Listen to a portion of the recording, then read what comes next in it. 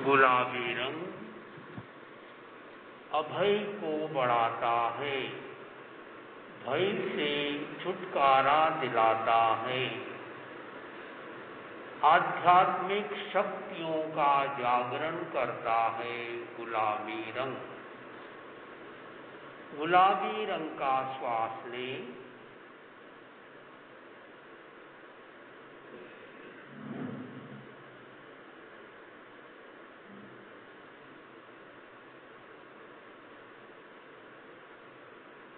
Bright pink colour,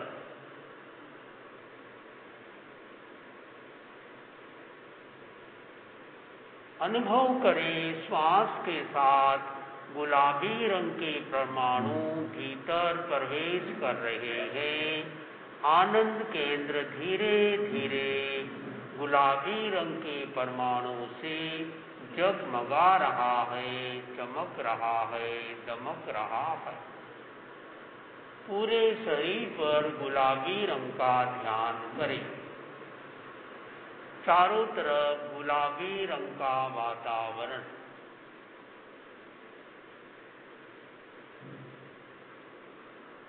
तो 3 गहरे लंबे श्वास के साथ धीरे धीरे ध्यान से वापस लौट आए।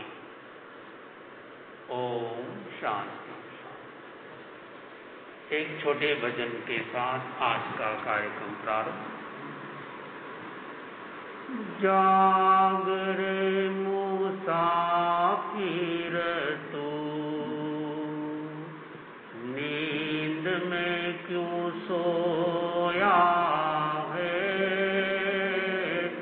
जाग रे मुसाफिर तू, नींद में क्यों सोया है। अनमोल घड़ियों को मूड तूने खोया है। अनमोल घड़ियों को मूड तूने खोया है। जाग रे मुसाफिर तू, नींद में क्यों सोया। हुआ वक्त सवेरा है, छाया क्यों अंधेरा है। हुआ वक्त सवेरा है, छाया क्यों अंधेरा है। अज्ञान में पगले क्यों, भार तूने ढोया है। अज्ञान में पगले क्यों, भार तूने ढोया।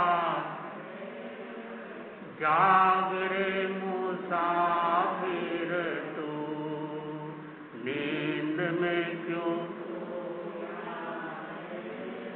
देखता क्या सपना है, कौन यहाँ अपना है। देखता क्या सपना है, कौन यहाँ अपना। मक्खन की आशा में पानी क्यों बिलोया है। मक्खन की आशा में पानी क्यों बिलोया। जाग रे मुसाफिर तू, नींद में क्यों। कल्पना की कलियों में भटका किन गलियों में। कल्पना की कलियों में भटका किन गलियों में, आम पाना चाहता अगर, आम पाना चाहता अगर, आँख को क्यों बोया है, जाग रे मुसाफिर तू, नींद में क्यों सुस्ती मिटाता जो, कुछ कर दिखाता जो, सुस्ती मिटाता जो, कुछ कर दिखाता हो, साध्य पाया उसी ने विजय, साध्य पाया उसी ने विजय, काली माँ को धोया है, जाग रे मुसाफिर तू, नींद में क्यों सोया है, जाग रे मुसाफिर तू। श्रद्धा से नमन करे हम, तेरा अनुसरण करे हम, पल पल में स्मरण करे हम, महावीर स्वामी, महावीर स्वामी।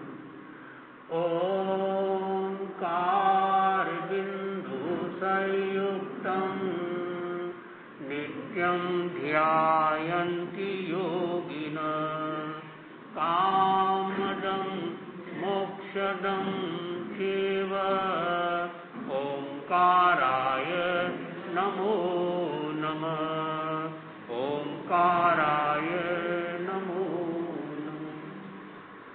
परम आराध्य के पावन चरणों में वंदन। अस्त विराजित शासन श्री मुनि श्री सुरेश कुमार जी स्वामी हरनावा, उनके परम सहयोगी संत मुनि श्री संबोध कुमार जी स्वामी मेधांश, धर्म प्रेमी भाइयों और बहनों, शांत सुदारस में कहा गया है, विभावय विनय तपो महिमानं, विभावय विनय तपो महिमानं, भव भव संचित दुष्कृत मनुना, लभते लघु मतिमानं, विभावय विनय तपो महिमान। अर्थात इस के रचनाकार उपाध्याय विनय विजय जी कहते हैं, विभावय यानी देखो, क्या देखो, तब को देखो। भगवान महावीर स्वामी ने निर्जरा के 12 प्रकार बताए, या कहना चाहिए कि ये 12 प्रकार नहीं, ये 12 तरह की निर्जरा, 12 में से और भी हो सकते हैं। कम से कम निर्जरा के कितने प्रकार? कम से कम 2 प्रकार। और निद्रा भी कई तरह की होती है, जैसे एक होती है अकाम निद्रा, एक होती है सकाम निद्रा। अभी तक मैं ये जान रहा था कि अकाम निद्रा तो मिथ्यात्वी को होती है और सकाम निद्रा सम्यक्ति को होती है, लेकिन आचार्य तुलसी ने अपनी पुस्तक जैन सिद्धांत दीपिका में लिखा, खुलासा किया कि ये जरूरी नहीं है कि सम्यक्ति को सकाम निद्रा हो, सम्यक्ति को अकाम निद्रा भी हो सकती है। और इससे विपरीत जो मिथ्यात्वी है उन्हें सकाम निद्रा हो सकती है। वो कैसे? परिभाषा देखिए, मोक्ष के लिए जो निद्रा की जाती है उसका नाम है सकाम निद्रा। और जो निद्रा बिना मोक्ष के की जाती है या अपने आप हो जाती है उसे कहते हैं अकाम निद्रा। कोई सम्यक्ति है और उसको अकाम निद्रा कैसे हुई? मानो गोचरी के लिए गई, लेकिन गोचरी मिली नहीं, रोटी मिली नहीं, सब्जी मिली नहीं, चावल मिले नहीं, कुछ भी मिला नहीं। कभी कभी ऐसा होता है, तो उसने मजबूरी में या सहज भाव से उसको सहन कर लिया, उपास कर लिया मानो, लेकिन वो उसकी निद्रा कौन सी कहलाएगी? अकाम निद्रा कहलाएगी, क्योंकि उसने पहले से त्याग नहीं किया, वो नहीं मिला इसलिए त्याग हो गया या नहीं खाया। वो निद्रा तो है, लेकिन वो निद्रा उसकी मोक्ष के लिए नहीं की गई, वो निद्रा उसकी अकाम निद्रा। किसकी? सम्यक्ति होती हुई भी।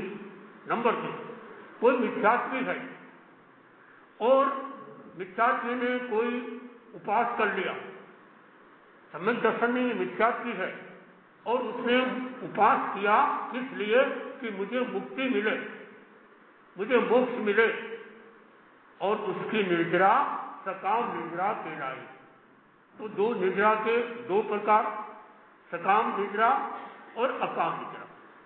अगर हम निद्रा के जो 12 प्रकार हैं इनको भी दो भागों में बांट सकते हैं, बाह्य निद्रा और आंतरिक निद्रा। निद्रा के दो प्रकार, एक तो निद्रा बाहरी निद्रा, उसका संबंध शरीर के साथ। अब देखिए निद्रा के जो 12 प्रकार में से प्रथम 6 प्रकार है उसका संबंध सीधा शरीर के साथ। अनशन यानी उपास आदि तपस्या करना, 6 महीने की तपस्या भी अनशन में जाती है। उनोद्री कम खाना, आचार्य महाप्रभु कहते फरमाते हैं कि मेरी दृष्टि में सबसे बड़ी कोई तपस्या है तो वो है उनोद्री, कम खाना, बहुत बड़ी तपस्या मानी गई है, खाते हुए भी नहीं खाना। उनोद्री। तीसरा भिक्षाचरी। भिक्षाचरी का मीनिंग कोई बता सकते हैं? गोचरी करना नहीं, बताओ लगले जी। भिक्षाचरी तीसरा प्रकार निद्रा का, अनशन, उनोदरी, भिक्षाचरी। ज्यादातर लोग समझते भिक्षाचरी है भिक्षा करना, नहीं, इसका अर्थ है अभिग्रह करना, अभिग्रह करना, प्रतिज्ञा करना। कई लोग तपस्या करते हैं और तपस्या के साथ में ये मन में सोचते हैं कि मैं जब तक ऐसा ऐसा नहीं होगा तब तक पालना नहीं करूंगा, नहीं करूंगी, और कई बार होता है। और अब गुरुदेव ने फरमा दिया कि अभिग्रह आपका नहीं फलता है तो 12 बजे तक उसकी सीमा कर, 12 बजे बाद फिर आपका वो अभिग्रह की सीमा पूरी हो गई, फिर दिक्कत नहीं। कई बार ऐसा होता है, कई बड़ी समस्या कठिनाई आ जाती है। इस दृष्टि से आज भी जो दिगंबर संत होते हैं वो बड़े कड़े कड़े अभिग्रह करते हैं, अच्छी बात है। जैसे भगवान महावीर स्वामी ने कितने बड़े अभिग्रह किए, कितने अभिग्रह किए? 13 पंथी के 13 अभिग्रह किए, योग की बात है। और ऐसे अभिग्रह आज कोई कर ले तो मुश्किल है फलना, लेकिन वो 4 ज्ञान के धनी थे, जानते होंगे, तो उन्होंने अभिग्रह किया। तो अभिग्रह भी ऐसा करना चाहिए जिसमें कई परोक्ष रूप में हिंसा न हो जाए। तो अभिग्रह तीसरा है, अभिग्रह करना, ये भी शरीर के साथ जुड़ा हुआ तपस्या ये भी। और चौथा है वो है विगई वर्जन। विगई वर्जन दूध, दही, घी, तेल, कढ़ाई वगैरह आदि आदि, ये 6 विगई होते हैं, इनका संबंध भी शरीर के साथ में। 5वां है काय कलेश। निर्वज्य प्रवृत्ति के द्वारा शरीर को साधना, शरीर को तपाना, न कि शरीर को सताना, ये भी निद्रा है।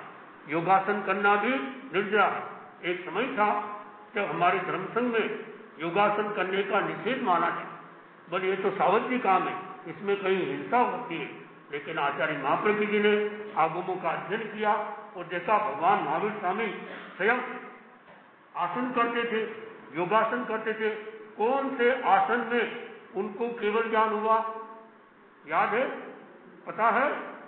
गोदोही का आसन, जैसे गाय से दूध निकालते वैसे बैठते उकड़ू की तरह, उस आसन में भगवान महावीर स्वामी को केवल ज्ञान हो गया। तो काय कले, तो ये कहा गया श्रावक लोगों के लिए सामायिक में स्वास्थ्य के लिए आसन न करें, साधना के लिए आसन कर सकते। जैसे आप अभी बैठे हैं, कोई सुखासन में बैठा है, कोई वज्रासन में बैठा है, कोई कुर्सी पे बैठा है, किसी में भी बैठना, स्थिर सुखम आसन सुखासनम, मर्यादा पूर्वक किसी भी शरीर की स्थिति में रहना, वो भी आसन कहलाता। आसन अध्यात्म प्रवेश का तीसरा द्वार है। यम नियम तीसरा है आसन।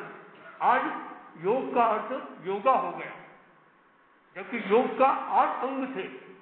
तो ये तीसरा काय कलेश, पांचवा है काय कलेश। तो ये विवेक रखना होगा आसन करते समय। अगर सामायिक में आसन करते हैं तो कोई अजेना ना हो जाए, खुले मुंह बोलना ना हो जाए, श्वास तेज न चल जाए, ऐसे आसन नहीं करें। तो बिना, अब ये आसन तो निद्रा है, और निद्रा के प्रयोग जो काम आप सामायिक में करते हो वो काम क्या बिना सामायिक में नहीं कर सकते? कर सकते हो।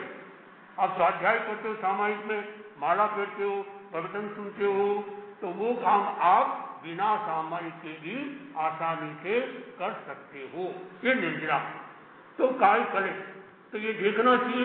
कभी हम लोग जब शिविर लगाते हैं, अभी शिविर की बात चली है, तो आपको ये सिखाया जाएगा, बताया जाएगा कि किस उम्र में कौन से आसन करना, कौन से आसन नहीं करना, कौन सी बीमारी में कौन से आसन करना, कौन से नहीं करना। तो अपनी उम्र क्या है, अपनी बीमारी क्या है, और मौसम कौन सा है, इन तीनों के आधार पर योगासन करना चाहिए। योगासन भी बहुत बड़ी साधना है। ये भी निद्रा का प्रकार है। पांचवा प्रकार है काय कलेश, और छठा है प्रतिसंलीनता, इंद्रिय और मन को बस में करना। ये 6 प्रकार हो गए सब शरीर के साथ। बाकी 6 प्रकार जो है उनका संबंध सीधा चेतना के साथ, आत्मा के साथ, भावों के साथ। प्रायश्चित करना, विनय रखना, दयावृत्ति करना, सेवा करना, ध्यान करना, स्वाध्याय करना, कायोत्सर्ग करना, ये निद्रा के बाकी 6 प्रकार। वो आंतरिक है, ये बाह्य, दोनों का महत्व है। ऐसा नहीं कोई बोले मैं तो केवल ध्यान करूंगा और उपास नहीं करूं, ध्यान में सफल नहीं होगा। उन्नोद्री आदि ये सब साधना में साधक बनते हैं। तो ये हमारी जो आंतरिक निद्रा है वो भी, उसका भी महत्व है। मैं अभी पढ़ रहा था, आचार्य महाप्रज्ञ ने लिखा कि 7 लव का ध्यान 2 उपास जितना लाभ मिलता है। यानी 7 लव समझ लीजिए, 7 मिनट समझ लीजिए चालू भाषा में, ये लव थोड़ा अलग भाषा होती है। तो इतने समय तक ध्यान करने वाला व्यक्ति 2 उपास जितने कर्मों की निद्रा कर लेता है। और उन्होंने आगे लिखा कि 50 साल की तपस्या एक तरफ और 2 मिनट का ध्यान एक तरफ, ऐसा ध्यान का इतनी महिमा है। तो वो साधना भी में साधक बनती है निद्रा के प्रकार। तो इसमें कहा गया है कि हमें निद्रा करना है, और निद्रा करना सरल है। 2 तत्व है धर्म के, 2 तत्व, संवर और निद्रा। इतने दिनों आपको हमने संवर के बारे में छोटी मोटी जानकारी दी। अब आपको आज निद्रा के बारे में बताया जा रहा है। और निद्रा ऐसा तत्व है, बहुत सरल है। सरल इसलिए कि इसके लिए त्याग करने की जरूरत नहीं। आप कहीं भी थोड़ा समय मिल गया, आपने स्वाध्याय कर लिया, माला फेर ली, ध्यान कर लिया, कायोत्सर्ग कर लिया, निद्रा के जितने 12 प्रकार में से। और हमारे आचार्य श्री महात्मन जी एक बहुत गहरी बात बता दी कि जो मानो साधु बन गया और निद्रा के 12 प्रकार है, और 12 प्रकार में से किसी भी एक प्रकार में वो लगा नहीं है, अनशन भी नहीं है, उपास भी नहीं करता है, उन्नोद्री भी नहीं है, भिक्षाचरी भी नहीं है, रस परित्याग भी नहीं है, ध्यान भी नहीं है, स्वाध्याय भी नहीं है, नम्रता भी नहीं है, प्रायश्चित भी नहीं है, कायोत्सर्ग भी नहीं है, वो साधु कभी भी भटक सकता है। तो बोले अपनी रुचि देख लो आप, किसी को तपस्या में रुचि होती, किसी को स्वाध्याय में रुचि होती, तो ये सब स्वाध्याय आदि सब ये निद्रा के प्रकार है। तो आज के दिन आप लोग संकल्प करो, निद्रा के कोई भी एक प्रकार अपनी रुचि के अनुसार पकड़ ले कि मुझे योगासन ही करना है, या मुझे कायस्थल करना है, या ध्यान करना है, और थोड़ा थोड़ा सब कुछ कर सकते हैं। पूरा एकला मत करो, थोड़ा थोड़ा सब करो। और ये मेरा मानना है पर्सनल कि जो स्वाध्याय है, स्वाध्याय समो तवो नत्थि कोई, यानी बहुत सुंदर बात है, स्वाध्याय के समान कोई तप नहीं। अभी हम स्वाध्याय कर रहे हैं, क्या आप भी स्वाध्याय कर रहे हो? आप भी स्वाध्याय कर रहे हो। स्वाध्याय के 5 प्रकार, प्रवचन देना भी स्वाध्याय है, और प्रवचन सुनना भी स्वाध्याय। तो स्वाध्याय, और स्वाध्याय से निद्रा के जितने 12 प्रकार है, उन 12 प्रकारों का लाभ स्वाध्याय करते करते आपको हो सकता है। स्वाध्याय करते करते आपका खाना पीना कम हो जाएगा, उनोद्री हो गई, कभी लंबा स्वाध्याय चल गया, उपास बेला तेला हो गया, फिर अभिग्रह भी हो गया, विगई वर्जन हो गया। स्वाध्याय में अपने आप ही आप सोचे स्वाध्याय करना है कि ज्यादा विगई लूंगा तो नींद आ जाएगी, स्वाध्याय करने में आपका विगई वर्जन हो गया, आपका शरीर में कष्ट हो रहा है, आपको पता नहीं है, आपने सहन कर लिया, काय कलेश हो गया, ध्यान हो गया, प्राश्चित हो गया। यानी निद्रा के काफी प्रकार स्वाध्याय करते करते हो सकते हैं। तो आज आपको निद्रा के बारे में जानकारी दी। हम इन दिनों में पुरुषोत्तम महावीर पुस्तक के आधार पे कुछ बातें आपको बता रहे हैं। आज बताई जा रही है भगवान महावीर की 5 प्रतिमा। भगवान महावीर की कितनी प्रतिमा? 5 प्रतिमा। और ये आचार्य महाप्रभु जी ने अपने ढंग से उस बात को लिखा। पहली प्रतिमा बताई अभय की प्रतिमा। याद रखना बहुत सरल है। अभय की प्रतिमा, भगवान महावीर स्वामी अभयमय रहे, यानी बिल्कुल डरे नहीं। कितने ऐसे ऐसे कष्ट दिए। संगम नामक देव ने एक रात में 20 मारणांतिक कष्ट दिए। मारणांतिक का थे ऐसे कष्ट कि अभी मर जाए। लेकिन वो तीर्थंकर जो होते हैं, जो 63 कला का पुरुष होते हैं, वो अकाल मौत नहीं मरते, मारने से मरते नहीं, वो अपना आयुष्य पूरा होने पर ही मरते हैं। अकाल मौत भी ऐसे होती है, 2 तरह की आयुष्य होता है, सोपक्रम उपक्रम आदि आदि। तो लेकिन जो 63 कला के पुरुष होते हैं, 24 तीर्थंकर, 12 चक्रवर्ती, 9 वासुदेव, 9 बलदेव और 9 प्रतिवासुदेव, ये सब पुरुष ही प्राय है। तो ये 63 कला का पुरुष, तो ये बहुत वरिष्ठ होते हैं। और मैंने सुना है कि मोक्ष में, आज ये कोई आपसे पूछ ले कि इस 5वें आर्य में मोक्ष क्यों नहीं होता, इसका क्या कारण? आत्मा तो दूर की बात है, वैसा शरीर भी नहीं है हमारे पास।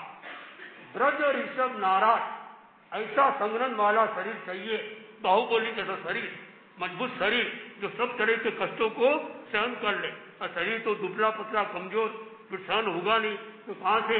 दूसरा ज्ञान तो दूर की बात है, सामान्य ज्ञान भी होना बहुत मुश्किल होता है। तो इस दृष्टि से यह एक ऐसा तत्व दिया। तो उन्होंने यह डरे नहीं, बिल्कुल डरना नहीं। जो डरता है वो मर गया, जो डर गया समझो मर गया।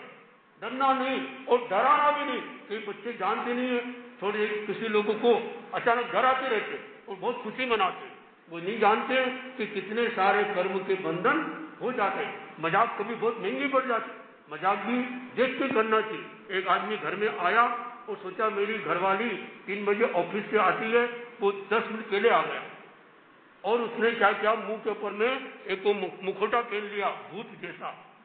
और आज सबके पास चाबी होती है, घरवाली के पास चाबी थी, उसको क्या पता अंदर घरवाला है। वही वो चाबी खोल के अंदर आई और अचानक वो चुपके से छुप गया था और उसने तत्काल उसको देखा, डरा नहीं कि मजाक के लिए। और सही में ऐसी डरी बाहर भागी, वो बाहर तेज भाग रही थी, उधर से कार जा रही थी और कार के नीचे आ गई। ऐसी मजाक कई बार महंगी पड़ जाती। तो ये कहा गया डरना नहीं। तो भगवान महावीर स्वामी की यह पहली प्रतिमा की अभय की प्रतिमा। और चित्त खाली खाली चित्त होगा आपका तो आप भगवान महावीर को समझ सकोगे। ब्रेन वॉशिंग यानी ब्रेन में कोई तरह की पहले से अवधारणा नहीं। अगर आपके अंदर में पहले से कोई अवधारणा है कि महावीर ऐसे होंगे वैसे होंगे, तो आप महावीर को समझ नहीं पाओगे। महावीर को समझने के लिए चित्त को खाली रखना। तो भगवान महावीर एकदम कैसे थे, अंदर से अपने दिमाग को खाली रखते थे। आप भी अपने दिमाग को जब यहाँ आओ, जैसे बाहर चप्पल जूते खोलते हो, वैसे दिमाग में जितनी भी घर की बातें हैं वही खोल के आओ, खाली होकर आओ, तो कुछ लेकर जाओ। जो खाली होता है उसमें ही भरा जा सकता है। भरे में क्या भरेंगे? तो आप टेंशन, तनाव, समस्या, कौन सी सब्जी बनाना, क्या करना, ये सारी की सारी बातें दरवाजे के पहले जब चप्पल खोलते हो, प्राय सब लोग चप्पल पहन के ही आते हैं। कोई ऐसा व्यक्ति है तो चप्पल पहन के नहीं आता, वो तो हाथ खड़ा कर, प्राय पहन के आते हैं। तो कोई बात नहीं, तो आप चप्पल जैसे खोलते हो तो अपने दिमाग की सारी बातें भी, पूर्व अवधारणा खाली रख के आओ। तो यहाँ से कुछ अब खाली आपके पास खाली पन्ना है तो कुछ लिख पाओगे। भरी हुई डायरी है, क्या लिखोगे आप? तो दिमाग भी कई चीजें याद भी रखना चाहिए। पेन डायरी भी रखी जाए। कई लोग होते हैं बातें, सारी बातें याद तो नहीं रहती है, तो उनको इस तरह से यह उनकी प्रतिमा समुद्र की प्रतिमा, वो उनका जीवन में बहुत समझ था, क्षमता बहुत थी। आय तोले प्रयासों का सिद्धांत उनके जीवन में था। ये दूसरी प्रतिमा। और अप्रमाद की प्रतिमा, बहुत जागरूक थे, जरा भी प्रमाद नहीं करते थे।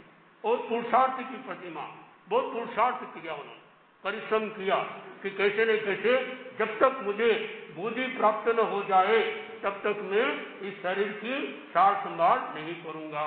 और उनके अंदर में आत्म साक्षात्कार की प्रतिमा थी। विस्तार से पुस्तक के अंदर में ये बातें दे रखी है। तो मेरा आपसे ये गुजारिश है, आप इस पुस्तक के माध्यम से महावीर को समझे, और महावीर को समझते समझते एक दिन आएगा आप अपने आप को भी समझने लग जाएंगे। तो इन्हीं बात भावनाओं के साथ में अपनी बात को विराम देना चाहूंगा। हमारे बीच में मुनि श्री पधार रहे हैं, आप खड़े होकर वंदन करें।